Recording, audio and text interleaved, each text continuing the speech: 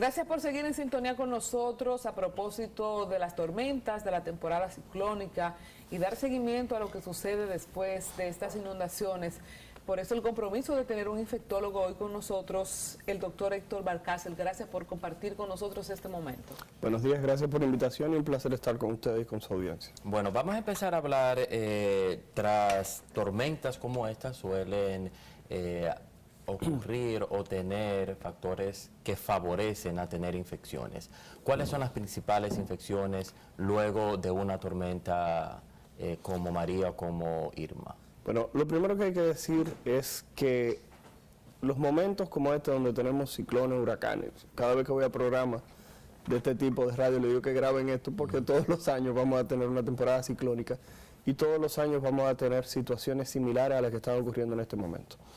Los ciclones y los huracanes tienen dos momentos en los cuales producen problemas. Uno que son un problema inmediato, en el cual las personas que se exponen al ciclón pueden presentar una descarga eléctrica fruto de algún cable que cayó.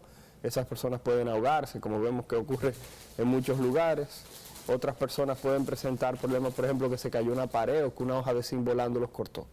Tenemos ahora un segundo momento en el cual, luego de que ocurren las precipitaciones, el agua es un excelente elemento para que crezcan algunos microorganismos, se desarrollen, como es el caso de la leptospira. Ya tuvimos el caso de Noel y Olga cuando pasaron por territorio dominicano. Vimos como los casos de leptospirosis se dispararon bastante. Vimos personas que fallecieron fruto de la leptospira. Más de 40 muertos. Exactamente. Salud Pública esta semana. Sí, pues lo que pasa es que eso es ahora, pero estamos hablando del pasado. Cuando Noel y Olga pasaron por territorio dominicano, tuvimos en ese momento una cantidad de casos de leptospira que fueron importantes. Se contabilizaron más de 500 casos de leptospira con una mortalidad que superó las 50 personas. Entonces estamos hablando que esto se debe a que la leptospira es una bacteria que puede estar en el medio ambiente, sobre todo en la tierra, cuando está húmeda, a una temperatura adecuada. O sea, tiene que existir una temperatura cálida con la presencia de agua en el medio. Entonces, cualquier persona que esté descalza, alguien que entra a la mano, alguien que se cortó, lo que sea, la bacteria puede pasar. Así mismo puede colonizar algunos riachuelos, algunos estanques, donde las personas al entrar en contacto con el agua pueden adquirir la bacteria. Doctor, ¿y cuáles son esos síntomas entre tantas situaciones de infectología o de infección que una persona puede estar expuesta? En el caso de leptospirosis, que por las estadísticas yo creo, y toda la zona agrícola afectada, es lo que más nos preocupa. ¿Cómo la gente se da cuenta si tiene leptospirosis? Mira, el problema de la leptospira es que en el proceso inicial es muy difícil poder diferenciarlo de otra cosa, puesto que la leptospira lo único que tiene como manifestación principal es fiebre y dolor muscular. Pero si tú me planteas, pues yo he tenido leptospira muchísimas veces, porque me ha dado fiebre y me ha dolido el cuerpo. Sin embargo, se habla de que los dolores musculares que tienden a estar presentes en la leptospira tienden a ser un poquitito más intensos que la mayoría de las infecciones que uno ve regularmente. Las personas tienden a quejarse mucho dolor a nivel de lo que es el área de la pantorrilla, y en algunos casos esas personas pueden presentar enrojecimiento de los ojos, pueden presentar una ligera eritema, o lo que es un color rojizo, a nivel de la conjuntiva. Otra situación que hay que decir es que las personas con leptospira no de manera obligatoria van a presentar formas graves. De cada 10 personas que le da leptospira, 9 le va a pasar sin pena ni gloria, simplemente le da una gripe muy mala. Pero hay uno que esa persona va a presentar problemas a nivel del riñón, problemas a nivel del hígado, y pueden presentar hemorragias, pueden presentar sangrado, sobre todo a nivel de pulmón. ¿Y ya eso sería una etapa muy grave? Sí, ya hasta tiene un nombre, es un síndrome específico en la leptospira, y dentro de las cosas que hay que decir es que la mortalidad puede ocurrir, y es un proceso que se debe atender generalmente en lugares especializados, porque esas personas, como te digo, el daño que pueden tener a nivel del riñón es tan importante que esas personas van a tener que dializarse. O sea, esas personas que no tienen riñones, que se le ponen estas máquinas, como dice la gente, para filtrarle la sangre. Las otras enfermedades, como estaba preguntando el caballero, es lo siguiente: recordar que no solamente estamos hablando de leptospira, sino que ahora estamos hablando de otro tipo de proceso asociado a lo que es la creación de los refugios. Recordar que cuando se crea un refugio en un área, estamos hablando de que se está llevando un conglomerado de personas que van a convivir por un determinado tiempo en un lugar. Que van a compartir todo, no solamente la habitación donde van a estar durmiendo o el salón donde van a estar acostados, sino todo lo que trae cada quien. Sí, no, y no solamente eso, sino que eso incluye también el baño. Entonces tú tienes ahora 40 personas y 3 baños. Entonces, ¿qué pasa? Si tú tienes que alguna de esas personas tiene algún proceso que se pueda transmitir por contacto cercano, entonces esas personas no se van a quedar a vivir en el refugio. esas personas van a regresar a sus localidades.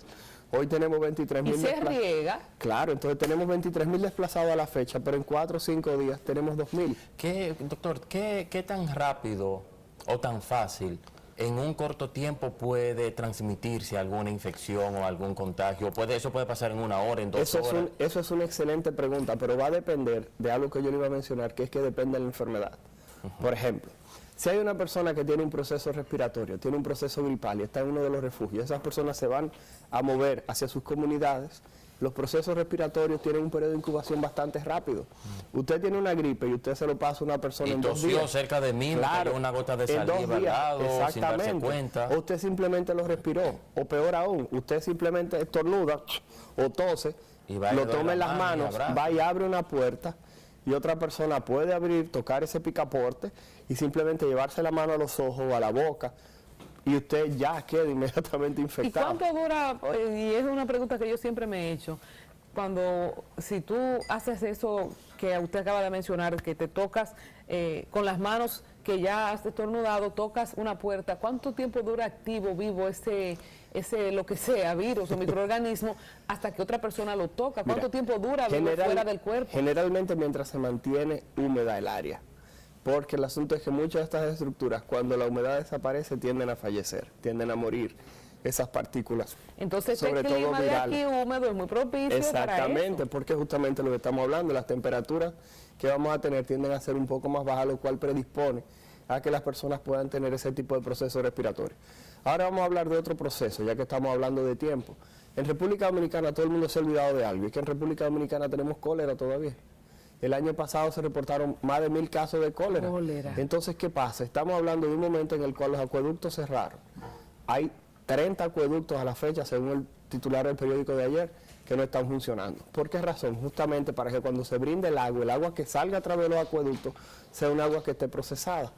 Que muchas personas se han olvidado que antes, cuando llovía, uno abría la llave y el agua que saliera color chocolate, le decían deja que corre el agua para que se vaya esa agua sucia. Hoy los acueductos, ¿qué hacen? Para evitar la contaminación del agua que se dispersa a la población, simplemente se cierra el acueducto y cuando tenga las condiciones, entonces el agua pasa de nuevo a los hogares.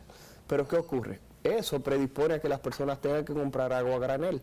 Entonces las personas ahora tienen que comenzar a comprar camioncitos de agua, buscar agua en el río, buscar agua en algún sitio. Entonces esas fuentes de agua que tú no puedes controlar, porque no se pueden controlar, a la persona tú no le puedes decir que no busque agua para el día a día. Hay personas que dicen yo prefiero no tener electricidad y prefiero tener agua en la casa porque es un poquitito más urgente en algunas situaciones. Entonces, ¿qué ocurre? Esa agua se puede contaminar con el cólera. ¿Y cuál es el problema? Que el cólera, como una enfermedad diarreica, es la enfermedad que tiene la mayor mortalidad de todas las enfermedades que producen diarrea. Sin embargo, doctor, yo en este mismo informe que veía 43 muertos de leptospirosis, veía solo 3 o 4 muertos de cólera. ¿Esas estadísticas son creíbles? ¿Es realmente en el año pasado la cantidad de mortandad por cólera? ¿Usted cree que hay más, dado que usted dice la alta incidencia o probabilidad de muerte con cólera? Mira qué sucede. En Haití tuvieron una cantidad de casos de cólera que fue importante, 200, casi 300.000 casos o quizás más, con una mortalidad que fue importante. Cuando tú comparas la cantidad de casos y la mortalidad que tuvimos aquí, fue muchísimo menor. ¿Por qué? Más que nada porque tenemos un sistema sanitario que funciona en cuanto a lo que es la parte de la atención. Usted va a un hospital público y es muy raro que porque le pongan una solución usted vaya a morir. Y recuerden que el tratamiento principal del cólera es que a usted le pongan sueros, simplemente. Eso está disponible. Y tú tienes una clínica rural en cualquier sitio. A ti en cualquier sitio te ponen un suero en este país, hasta en tu casa te ponen un suero. Sin embargo, en Haití es una situación completamente diferente. En cuanto a lo que es la mortalidad, eso puede ser creíble. El problema es que cada vez que tú tienes cólera en una población y tú tienes un solo caso, ya eso es algo para tú mantenerte en alerta, porque la posibilidad que tienes de transmisión es grande. Un solo caso de cólera es un caso que debe mantenerse bajo observación. Me voy a entender, porque contiene siempre la posibilidad de la transmisibilidad en cualquier población. Entonces, por tal motivo, a la fecha, si yo fuera el Ministerio de Salud Pública, le dijera al personal de salud, en República Dominicana tuvimos cólera el año pasado, tenemos cólera actualmente. Cualquier persona que llegue con un proceso diarreico se tiene que considerar que pudiera ser cólera independientemente de que al final se descarte este proceso. ¿Por qué? Porque es igual que cuando una persona llega con un dolor en el pecho. A ti lo que te preocupa es que sea un infarto. ¿Por qué razón? Porque eso es lo que te lo puede matar.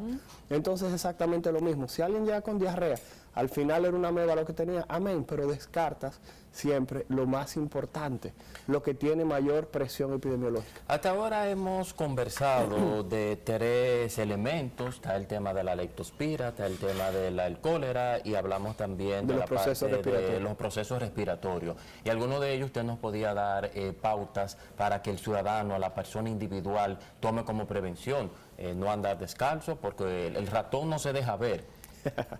Entonces uno puede decir, bueno, ¿y cómo me dio Son igual que algunos políticos que no se dejan ver. Yo no tuve contacto con ese ratón, ¿cómo me dio leptospira? Entonces parece ser de que hay elementos que uno no conoce, por lo cual puede contraer el tema del cuidado al abrir algo o a saludar a alguna persona en un refugio, medidas que tienen que tomar las autoridades para prevenir. Pero ¿qué otra orientación usted puede dar para que la persona independiente, individual, tome en cuenta y no tener ninguna de estas infecciones? Déjame interrumpirte aquí con algo. Hablaste del ratón. Si bien es cierto, los roedores son uno de los transmisores principales de la leptospira, porque la leptospira... ¿Hay otros? Claro que sí. Cualquier mamífero puede transmitir la leptospira. Estamos hablando de que la vaca, el caballo, el cerdo, el perro, el gato. El perro y el gato que son más domésticos. Son animales. Yo pensaba como que eran los ratones que hacían o que provocaban ¿Y esto por qué? enfermedad. Porque el ratón y el gato también tienen contacto con puede ser un canal, un puente de ese hacia... ¿Pero el origen cuál es de la leptospira? Lo que pasa es que la leptospira puede habitar, vuelvo y repito, en el riñón de cualquier mamífero. Entonces, ¿qué ocurre? El ratón generalmente es el que más se ha culpado por esta situación, pero por ejemplo en Moca, en Santiago, en algunos de esos lugares vemos como los cerdos son los responsables de la transmisión de la leptospira.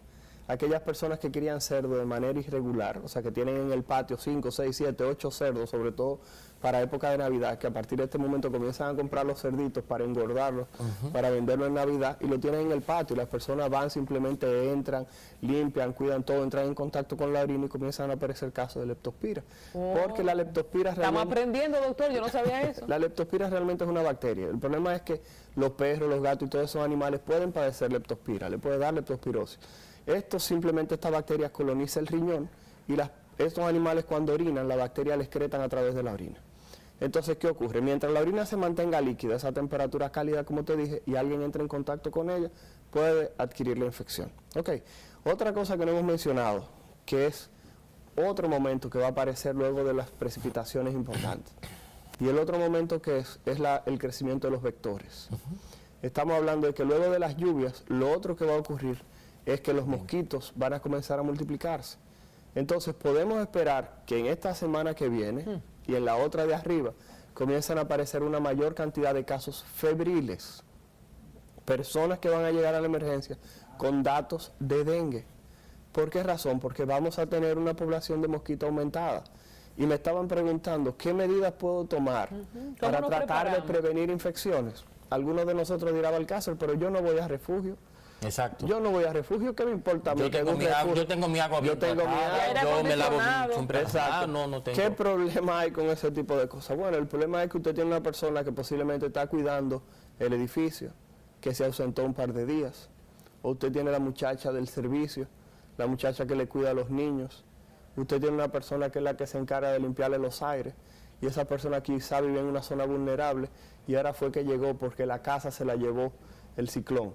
O le entró el agua, se le fue el zinc, o se le cayó una pared, y esa persona estaba en un refugio y ahora está en su casa cuidándole a los niños. O esa persona tenía un familiar que estaba en un refugio y ella lo fue a visitar en el fin de semana. O yo estaba en la fila de un banco y delante de mí había una persona que estornudó y ahí tuve algún contacto. Sí, pero lo que quiero dejar dicho es que este tipo de enfermedades que transmiten fácilmente por contacto cercano, y hablábamos, por ejemplo, que muchas personas olvidan que el brote que tuvimos de conjuntivitis fue justamente después de una tormenta tropical.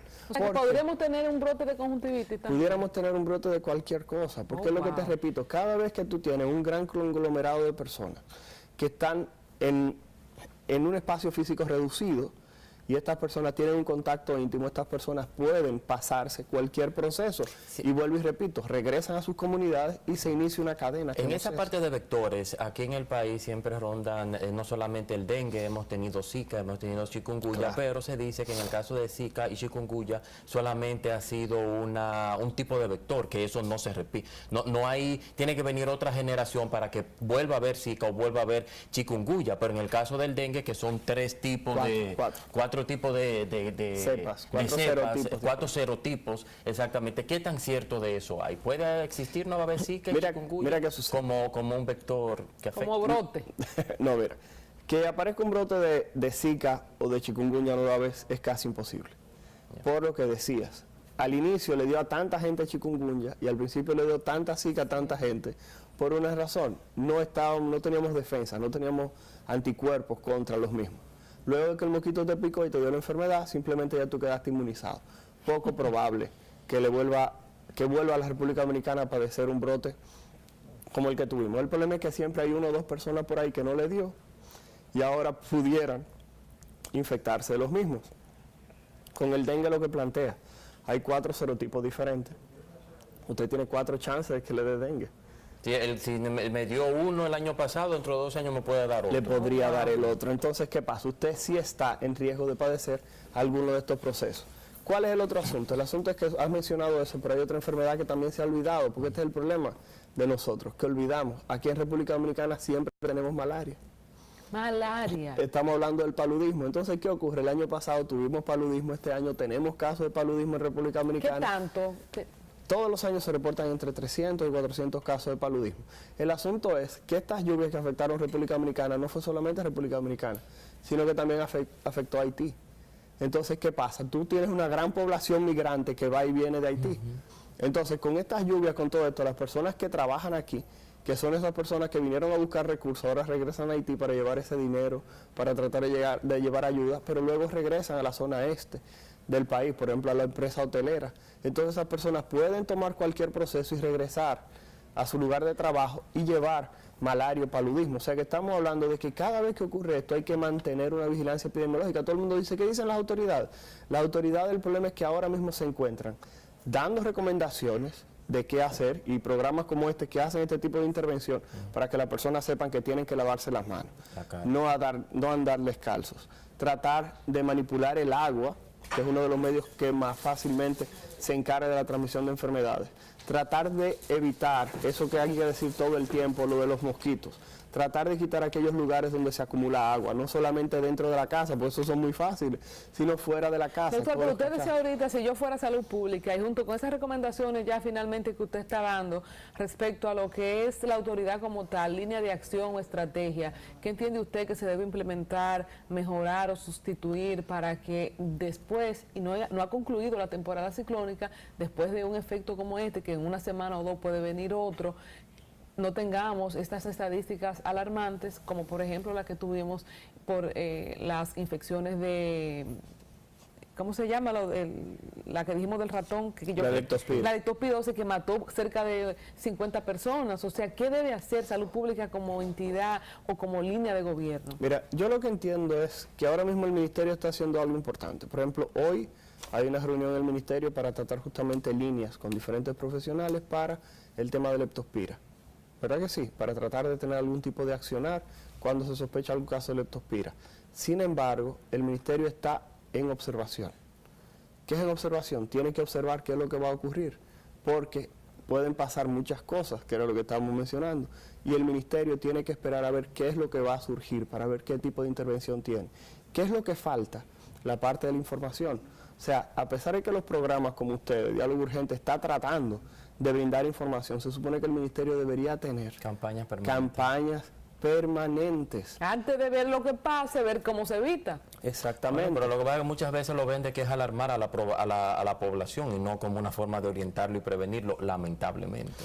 Entiendo que eso es algo que se tiene que llevar a un punto intermedio y tratar justamente de hacer comunicación efectiva. Porque y cuando usted lo detalla como lo ha detallado ahora, preocupa a uno se siente al escuchar estos elementos y qué tan susceptible uno está a todo este tipo de infecciones, de que uno cohabita en un ambiente bastante contaminado y que hay pocas orientaciones. Y el polvo de Sahara, ya para Vamos a despedirnos. terminar con el polvo del Sahara en un segundito. Déjame decirte algo. El problema es que este tipo de cosas tiene que llevar, más que nada, a lo que buscar una respuesta rápida. Exacto. Porque ¿dónde está el problema? El problema es que el dominicano es muy dado a los remedios caseros.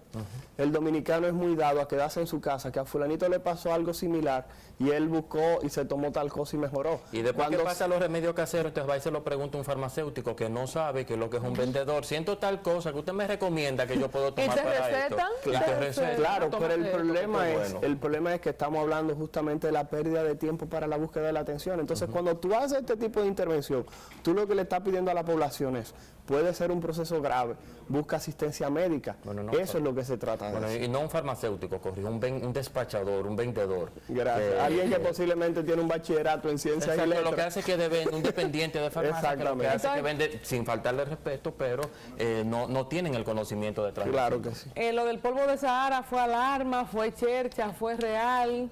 Mira, el polvo ¿Hubo del Sahara... polvo o no hubo polvo? Eso no plebe, pero vamos a seguir. Pero en el... Perfecto, perfecto. Lo que hay que decir es que el polvo del Sahara es una situación que se presenta todos los años. Se ha querido vender ahora desde el punto de vista mediático que esto es una situación extraordinaria. Mentira. Esto es un proceso que se da todos los años tenemos partículas que llegan desde el Sahara hacia nuestra isla. Y se conoce desde hace muchísimo tiempo que este es un proceso que tiene varias factores, tanto positivos como negativos. Algunos de los factores positivos es que parte de ese material orgánico se deposita en algunas regiones y eso facilita lo que es la fecundidad de la parte de la agronomía. Desde el punto de vista desagradable, no piensen que lo que estamos hablando es que va a venir y que una tormenta de arena tipo la que usted vio en el Rey Escorpión o esa que usted vio en Misión Imposible, que era un reguero de arena. No piense que es eso, ni que se van a cubrir los carros de arena, ni nada de eso, no. El polvo del Sahara se encuentra a una altura estimada de cerca de 1,5 kilómetros en la atmósfera.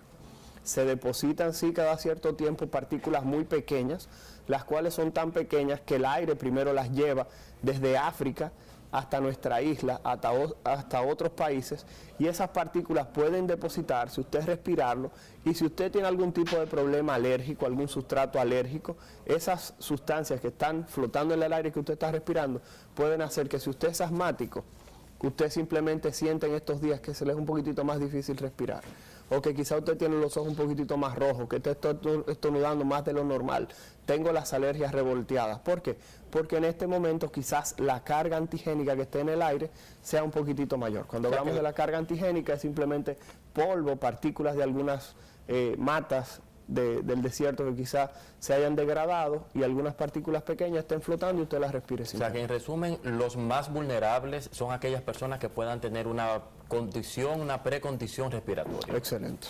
Bueno, nosotros queremos agradecer además su facilidad de comunicar al doctor Héctor Balcácer, infectólogo, que ha venido a traer luz respecto a la incidencia del polvo de Sahara. A mí me educó en el tema de la leptospirosis, que yo solo tildaba a los ratones. Y todas esas sugerencias. Y todas las sugerencias también que nosotros individualmente deberíamos tomar, y la sugerencia al Ministerio de Salud Pública a atender, a informar y a estar más activa, trayendo claridad, aunque algunas personas entiendan que esto alarma, pero al final la información y la educación está siempre por encima de todo, ¿verdad? Claro que sí. Bueno, muchas gracias al infectólogo Héctor Balcácer. Nosotros vamos a la pausa, regresamos en breve.